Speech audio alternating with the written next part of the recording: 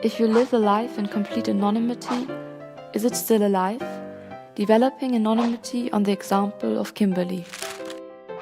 2018.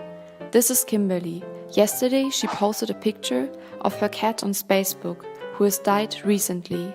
Luisa, 263 and Flower Power Girl commented on her post.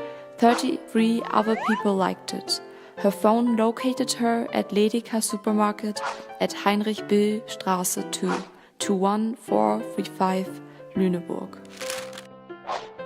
2020. She updated her timeline because now she studies at Leuphana College at Lüneburg. Her average amount of steps is on Facebook. She already visited profiles more than 4 times. 2022. On August at p.m. she deleted her Facebook account. Recently, she can't be tracked via GPS. She uploaded a no profile picture on WhatsApp, showing her and whose profile picture she looked at a lot in 2026. Kimberly deleted WhatsApp. Kimberly deleted Who